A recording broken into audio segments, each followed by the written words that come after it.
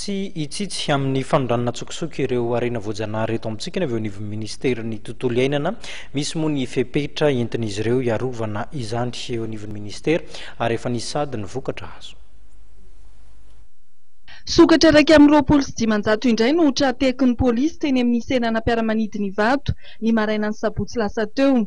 Nokasaina ondrana any ivelany reto biby reto. Ny sivy dia ireo sokatra antsoina hoe angonoka izay karazany arovana fa mitady ho lany tamingana.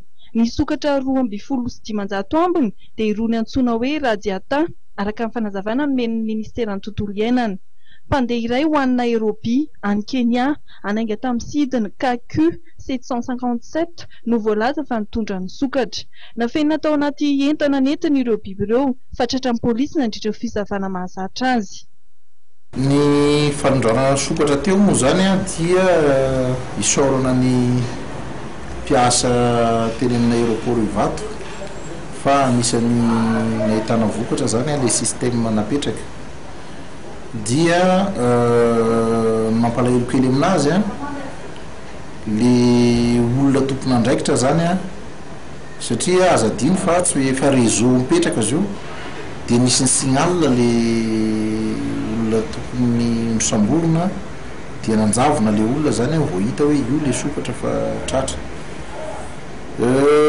Ny mpitandro filaminana nefa zany zao efa manao ny fitadiavana an'le olona ary ho tadiavina ihany koa zany satria tsy vitana vahiny le olona nitondra an'le izy fa raha malala fa tsy vahiny no hitadiny sokatra any amin'ny faritra atsimo any fa ho jerena jusqu'à hatramin'ny olona tokony andraikitra nitondra azy hatreto Antananarivo zany raha vao tratra io vahiny zay aloha zany ray. Ny faharoa manaraka an'izay dia misy le niteny amin'ny premier ministre sy ny filoham-pirenena hoe ao anatin'ny politique générale de l'État le hoe zéro tolérance. Io zéro tolérance io zany tsy natao ho an'ny andramena fotsiny fa natao ho an'ny harena voajanahary rehetra. Izay manao trafikan'ireny zany dia tsy handeferana mihitsy. Ny eo anivon'ny ministeran'ny tontolo iainana izay nilaza fa hanamafy ny ady amin'ny fanondranana tsokosoko ny harena ara-boajanahary.